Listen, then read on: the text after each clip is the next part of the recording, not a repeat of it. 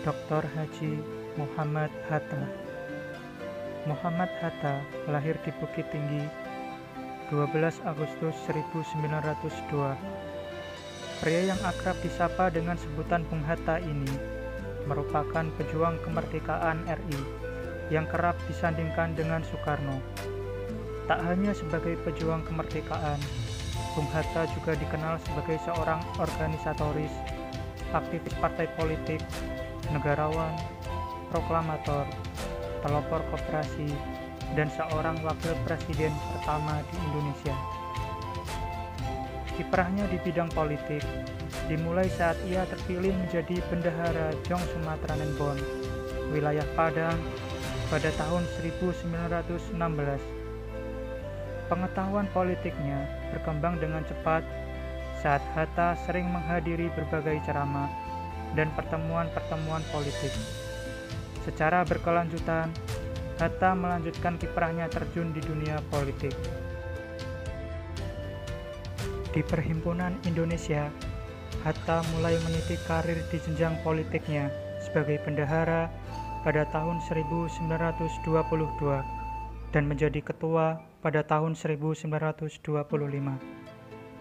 Saat terpilih menjadi ketua Perhimpunan Indonesia, Hatta mengumandangkan pidato inaugurasi yang berjudul Struktur Ekonomi Dunia dan Pertentangan Kekuasaan. Sebagai ketua Perhimpunan Indonesia saat itu, Hatta memimpin delegasi Kongres Demokrasi Internasional untuk Perdamaian di Berlin, Prancis pada tahun 1926. Ia mulai memperkenalkan nama Indonesia dan sejak saat itu nama Indonesia dikenal di kalangan organisasi-organisasi internasional. Pada tahun 1927, Hatta bergabung dengan Liga Menentang Imperialisme dan Kolonialisme di Belanda dan berkenalan dengan aktivis nasionalis India, Jawaharlal Nehru. Aktivitas politik Hatta pada organisasi ini menyebabkan dirinya ditangkap tentara Belanda bersama dengan Nazir Pamoncak, Ali Sastroamijoyo, dan Abdul Majid Joyodiningrat sebelum akhirnya dibebaskan setelah ia berpidato dengan pidato pembelaan berjudul Indonesia Free. Selanjutnya, pada tahun 1932, Hatta kembali ke Indonesia dan bergabung dengan organisasi Klub Pendidikan Nasional Indonesia yang bertujuan untuk meningkatkan kesadaran politik rakyat Indonesia dengan adanya pelatihan-pelatihan. Pada awal Agustus 1945, nama anggota Badan Penyelidik Usaha-Usaha Persiapan Kemerdekaan berganti nama menjadi Panitia Persiapan Kemerdekaan Indonesia dengan Soekarno sebagai ketua dan Hatta sebagai wakil ketua. Sehari sebelum hari kemerdekaan dikumandangkan, Panitia Persiapan Kemerdekaan Indonesia mengadakan rapat di rumah Admiral Maeda. Panitia yang hanya terdiri dari Soekarno, Hatta, Subarjo, Soekarni, dan Sayuti Melik merumuskan teks proklamasi yang akan dibacakan keesokan harinya dengan tanda tangan Soekarno dan Hatta atas usul Soekarni.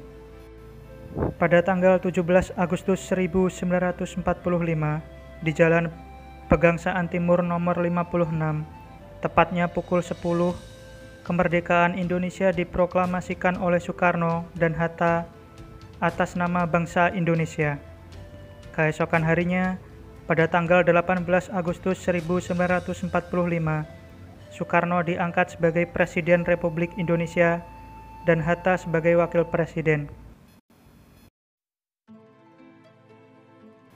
Berita kemerdekaan Republik Indonesia telah tersohor sampai Belanda, sehingga Belanda berkeinginan kembali untuk menjajah Indonesia. Dalam upaya mempertahankan kemerdekaan Indonesia, pemerintah Republik Indonesia dipindah ke Yogyakarta. Ada 2 kali perundingan dengan Belanda yang menghasilkan Perjanjian Linggarjati dan Perjanjian Renville. Namun, kedua perjanjian tersebut berakhir kegagalan karena kecurangan Belanda. Pada Juli 1947, Hatta mencari bantuan ke India dengan menemui Jawaharlal Nehru dan Mahatma Gandhi. Nehru berjanji India dapat membantu Indonesia dengan melakukan protes terhadap tindakan Belanda dan agar dihukum pada PBB.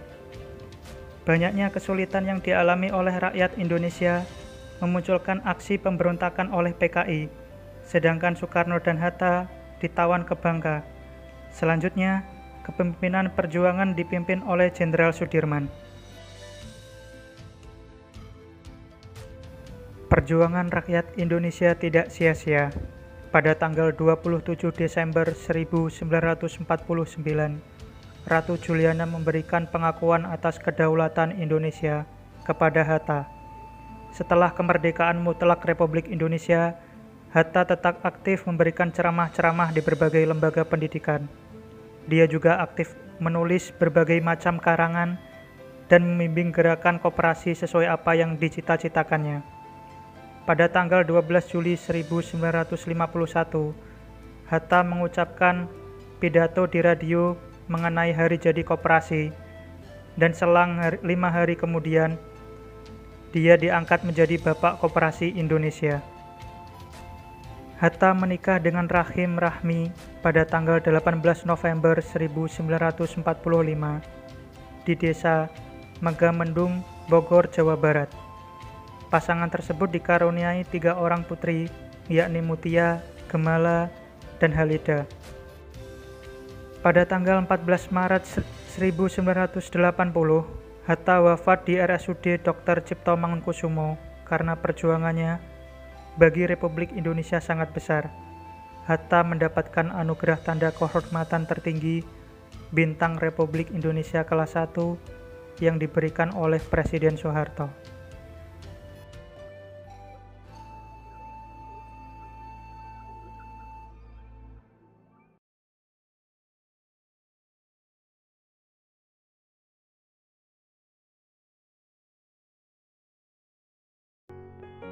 Dari kisah Muhammad Hatta, dapat kita ambil contoh keteladanan beliau dalam menjalankan tugas dan fungsi sebagai PNS, di antaranya menjaga nama baik bangsa dan negara. Dari kisah Muhammad Hatta, dapat kita lihat bahwa beliau sangat menjunjung nama baik bangsa dan negara, sebagaimana dalam memperjuangkan kemerdekaan Republik Indonesia. Begitu juga dengan implementasi keteladanan yang dapat dilakukan oleh ASN adalah berkomitmen untuk menjaga nama baik instansi. Yang kedua, memberikan kontribusi terbaik dalam kemajuan bangsa dan negara. Bung Hatta memberikan segala upaya untuk memajukan bangsa dan negara, sebagaimana dalam kisah saat Bung Hatta bergabung dengan organisasi Klub Pendidikan Nasional Indonesia yang bertujuan untuk meningkatkan kesadaran politik rakyat Indonesia dengan adanya pelatihan-pelatihan. Begitu juga dengan implementasi keteladanan yang dapat dilakukan oleh ASN, yaitu dengan turut berpartisipasi dalam meningkatkan wawasan masyarakat melalui satuan kerja. Ketika berpikir, bersikap, dan berbuat yang terbaik bagi bangsa dan negara, Bung Hatta selalu mencerminkan sikap dan perbuatan yang patut diteladani. Di antaranya adalah Bung Hatta berjuang semata-mata agar negeri tercintanya lepas dari cengkraman penjajah. Ia tidak memiliki maksud untuk menguntungkan diri sendiri. Ia paham dan siap terhadap semua konsekuensi dari jalan politik yang ia tempuh. Begitu juga dengan seorang ASN, harus mempunyai sikap jujur, bertanggung jawab, dan berintegritas tinggi, melaksanakan tugasnya dengan cermat dan disiplin. Yang keempat, bersedia mengorbankan waktu, tenaga, dan pikirannya untuk kemajuan bangsa dan negara. Seperti yang tercermin dari kisah perjuangan Bung Hatta, yang mana ikhlas turut dalam menyumbangkan waktu, tenaga, dan pikiran untuk kemerdekaan Indonesia. Sikap yang seharusnya dimiliki oleh ASN adalah mendahulukan kepentingan masyarakat di atas kepentingan pribadi, serta memberikan pelayanan terbaik untuk masyarakat. Yang kelima, berpartisipasi aktif dalam pembangunan masyarakat, bangsa, dan negara. Bung Hatta selalu berpartisipasi aktif dalam kemajuan bangsa Indonesia. Begitu juga dengan ASN sebagai role of model hendaknya aktif dalam membawa perkembangan yang baik untuk masyarakat melalui inisiatif program kerja melalui satuan kerja. Yang keenam, yakin dan percaya bahwa pengorbanan untuk bangsa dan negara tidak sia-sia. Sebagaimana dalam kisah Bung Hatta, saat di perjuangan terakhir dalam memperoleh pengakuan kedaulatan atas wilayah Indonesia, yang mana Bung Hatta selalu yakin bahwa pengorbanan yang dilakukan tidak sia-sia. Begitu juga dengan sikap seorang ASN, hendaknya selalu mempunyai sikap yang optimis dan yakin bahwa apa yang dikerjakan nantinya membawa dampak positif untuk masyarakat.